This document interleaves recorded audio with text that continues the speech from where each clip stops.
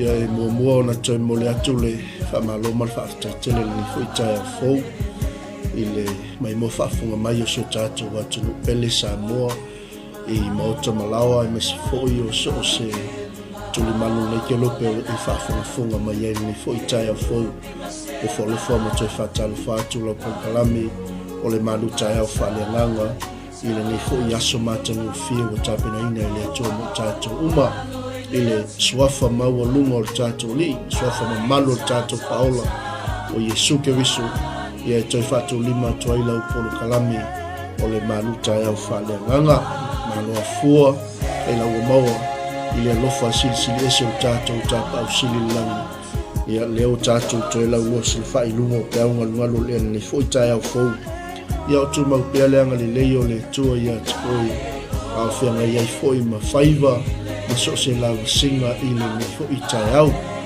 e mnatu ia o la tātou a ngai lo le tātou whala i au ma le tātou whamalosi fo ia o se malu taeao faaleagaga fo i moli atu mo oe i lo maota ma lou lau le nei fo i taeao ia auā le tātou whianga iai fo i ma mai ainga vai tau mafa le uli mo le atu whaafetai ma le whaamalo i le tamafa i whiau sunga le whaafengainga i a whiu mo tātou totolima le afi taeao tas ia pei foi ona iai le tātou Pongkalami nei taeao malo le usu malo fo i le saili whaafetaitele mo le afionga le tua e watu le lima whaatalofa i tātou paanga wo mai masani o e whai le nei Pongkalami ma le nei au unanga o se whaamanuianga ia te ilatou malo whaafetai le sheaina o tātou Pongkalami whaafetai fo i mo le tufa i nato le upo le tua le tātou ainga o wō ma whanau ia manuia whaatasi tātou le upo le tua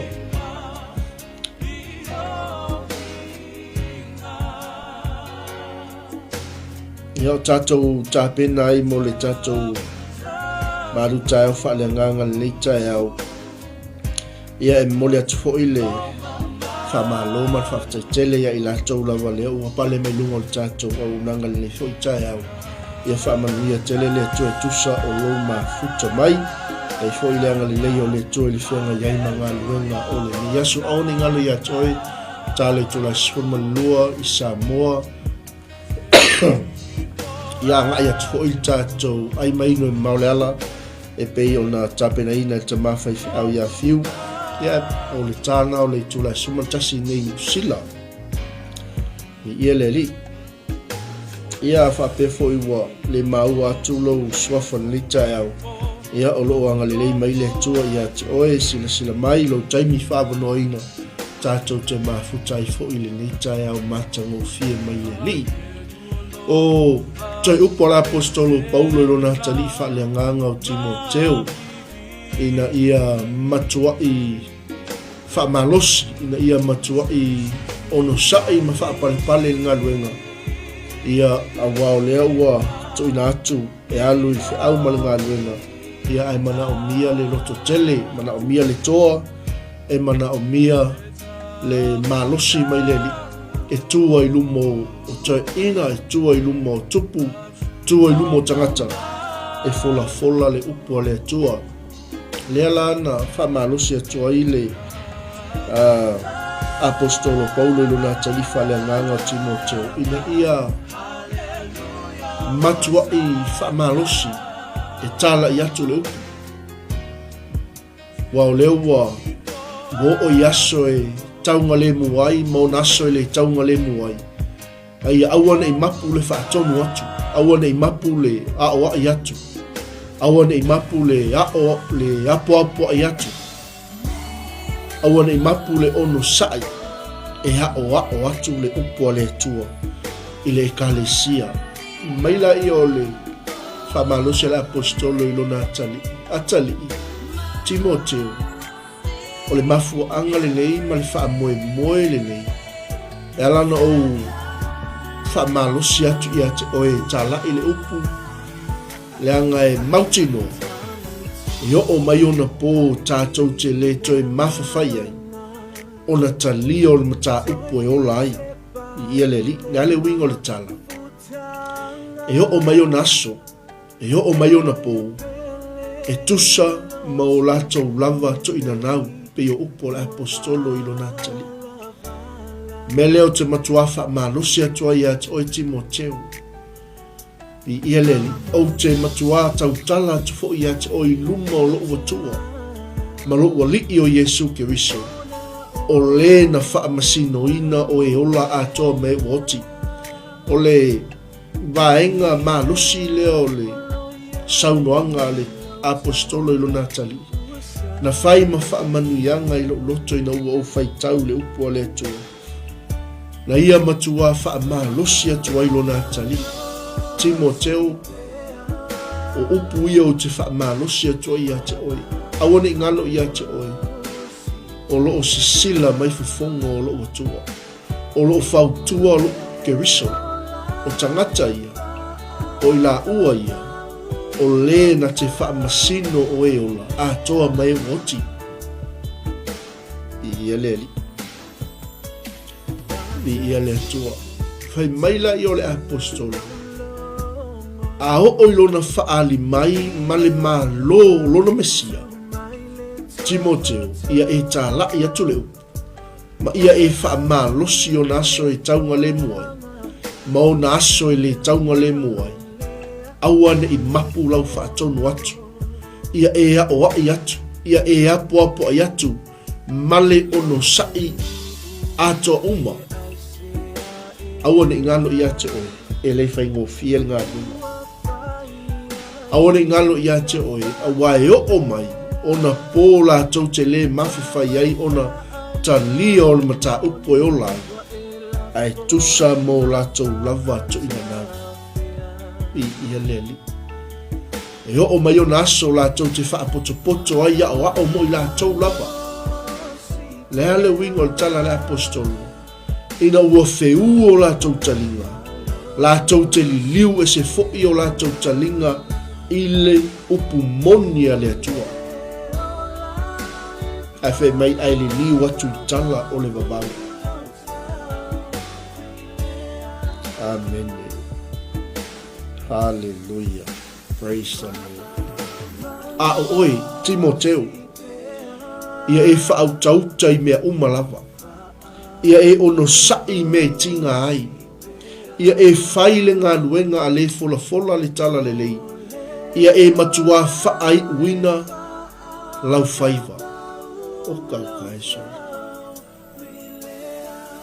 Matango fie le wha malosi. Matango fie le apo i atu o le tamai lona tali. Ia e whautauta i mea uma tali. Mea uma e te savalia, mea uma e wha savalia e le atua i lau soifuanga. Ia e whautauta i mea uma. Ono sai me tinga ai.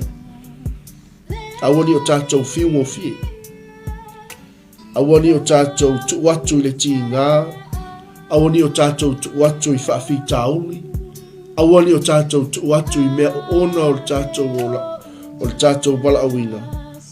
Ai a tātou whaauta i mea umalava.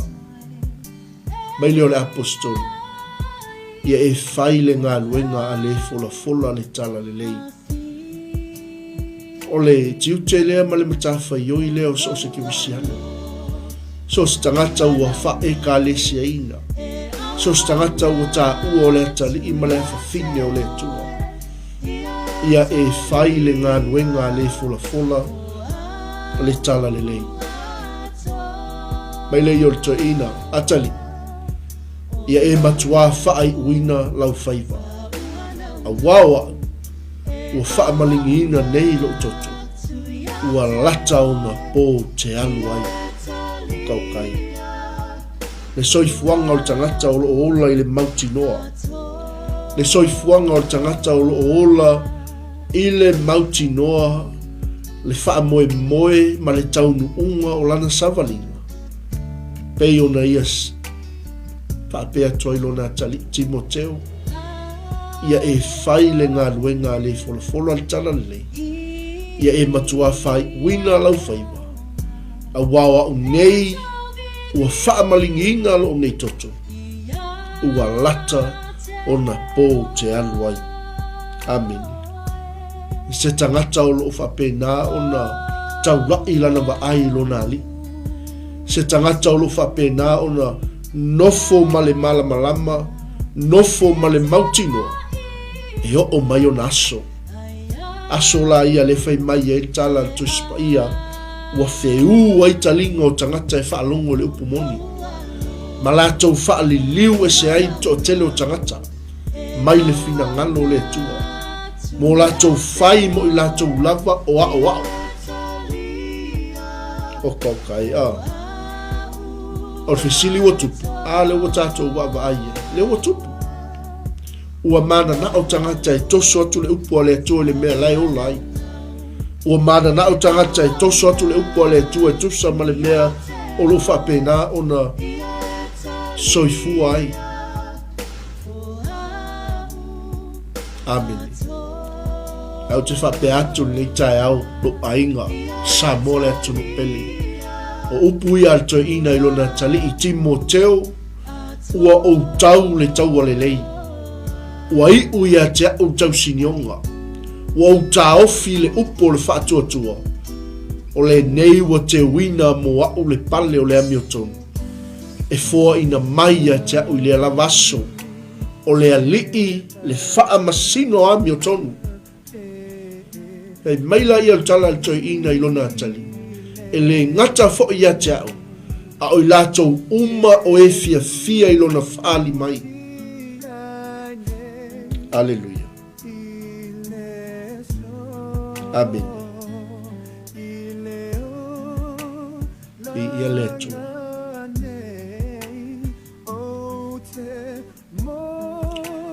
O le whaala e au le nā. O le wha malosi le nā mo i tātou le taeao. Ia le li. O le au ngani atu lea alto ina ilona tali. 𝚗𝚑𝚗𝚒 ia e tau mawhai. Ona e sau ia te au. Ia vave lava. Aua e te tūla fo ia te ma. Ia le li. Ia le tua o lewa mana o le lei o langa. O lewa luifo o ia i te salonia.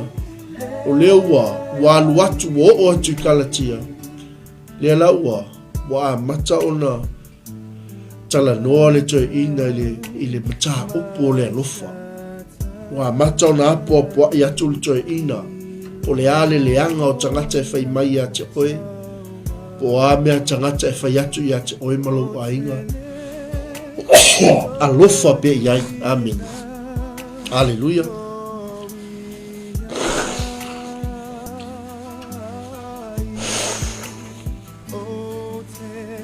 Praise the Lord. Excuse me.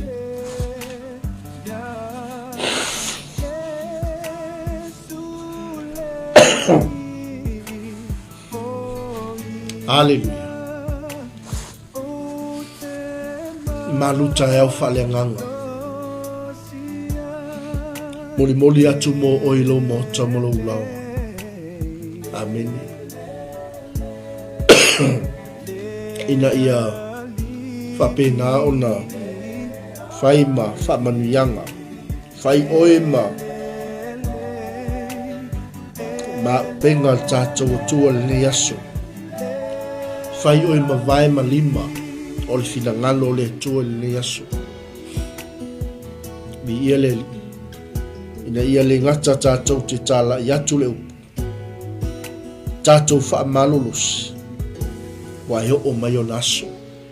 E le toi fia wha longo i tangata i le upu moni. E o mai o naso.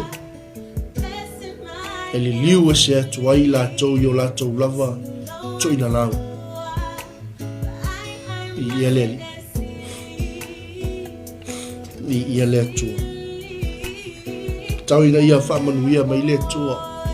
So tātou a inga. I le nei taeao. Awane i ngalo i a te oe.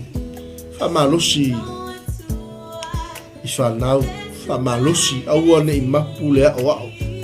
Awane i mapu le whaatonu. Awane i mapu le ao ai. Awane i mapu le ao. Le apo apo ai atu. I a tātou whanau. Aisea. le anga o loo soifua ke wiso. O loo soifua le atua e ou le pule umalawa. Lea na fai mai elto ina. Timoteo, o te matua fai yatu ia te o iluma o loo atua silisili esa. O le na te wha masino o e ola atoa mai woti. I ia leli. A o ilona wha ali mai, malona malo, ia e tala ia tulu. Aua e te wha vai vai. Aua e te musua. Aua e te wha palapala. Aua e te fefi. Ai e wha malosi o na aso e taunga le muai. Ma o na aso e le taunga le muai. Amen. I ia leli. Aua ni ngalo ia te oi. O lo o anga i mai le tuina nao. O lo o anga i mai le whaasisei. O lo o anga i mai perfecta pepeno. Antikeriso. Mai lātou uma o e o mai le suafa o leli. Lātou te whaasisei tangata i tō teli. Mai tala tō ina ilona tali Timoteo. Awai o iona pō lātou te le mawhawhai ai o na tali o na ta upo i o lai. Ai tusa mo lātou lava tu ina nao. Lātou te wha poto ai a o mo i lātou. I ia leli. I ia le tua. Ina ua wheu o lātou talinga. E wha longo i le upu moni. Ai li liu atu i tala o wawau. Koe wa ain tangata whapena. Amen. E whamanuia le tua i ata oe sa moa lo atu no pele. Lo ainga i le tala le lei. A o oe. Timoteo. A o oe. Whaife au. Ia e whaau tau tai mea umalava. Ia e ono sai me tinga ai. Ia e whaile ngā luenga le fola le tala le lei. Ma ia e matua whaai uina lau whaiva. Upu ia tamalo ilo nā tali. Hallelujah. Ia leli. Ia e tau le taua le lei. Ma ia whaai u le lei lau whaiva. Amen. O te lei o tangata. E whaasiseina e satani. E whaasiseina i ngā luenga le pōliuni. O le mānaia i o le amatanga o se mea. Ai umane le ilo whai. Maila i o tala tamaloa. I lona tali. A o oe Timoteo. A o oe le atali i male whawhine o le atua. A o oe le whaife au. Ia e whaau tau tai mea umalama. Ono sai me tinga ai. Amen. Mea umalama. A le eise whaau tau tai. Te lei o le whisilingia. Te le tangata ata mamai. Ua te le tangata popoto. Ai le eise whaau tau tai. Le eise ono sai. A wha malosi mo i tātou taeao ne. Upu al tai ina ilona tali. Timoteo. Ia e whaile ngā luenga le fola le tala le lei. Ma ia e matua whaai uina lo whaiva. Tau le tau le lei. Ni ia leli. Ia i u le lei lau tau sinionga. Ia tātou tau fi mau le upu o le whaatuatua. Ina ia awala ne i lusi lau pali. Amene. La Paulo ilona tali i Timoteo. Ua te wina mo au le pale o le amiotonu. E fo ina mai atea. I ia leli. E lea lava aso. E lea lii o Yesu ke viso le whaamasino amiotonu. Mai leo tala toina. San. E le ngata fo i atea. A o ilato uma lava o e fia ilona whaali mai. God bless. Whamanuia le tua Samoa. Tau le tula suma lua ai atu tātou. Ai maino e maule ala. Wa ai lo pale le misi. Le pale o le ami o tonu. I ia le li. Ia i u. Lau tau sinionga. Ia whai uina le leilo whaiva. Whau tauta i mea uma. Ono sai me tinga ai. Tā lai le upu ma le whamalosi. Wha tonu wa o ai. Apo ia tātou whanau.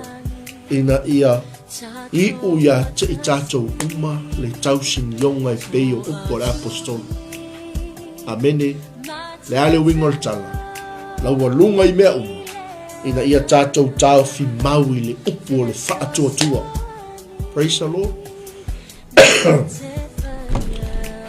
I ia le li. Lai whaatali mai le langi le pale mo oi. Mai leo tala toi. E le ngata ia te ulawa. San, a oi lato uma o e fia I lona whaali mai. E ia ileanga le leo le tua ia te oile ne yaso. O le tātou Malū taeao faaleagaga le nā. E moli atu mo. Oi ia singa mea e sa'i e fo'i wai ainga mai tau mafo le taeao. Ia le na alwaku kako lunch, ai mai no mau le ala. Ia whaftai atu fo'i sa tātou tamai a fiu le aso nafi. Ia wha malulu atu fo'i ona sa toto ngia I nisi fo'i fuafuanga. Tonu fo'i lei atu no. Ia le sa wa ia le sangisangi fia mai o siu tātou. Senga tamam taino ai mai. Ia awal tātou pol kalame. Ia tale tula suman lua. I Samoa. Ia anga ia tātou ai mai. Ia tale tula suman tasi. I New Zealand nei. Ia wha manuia tele le tua.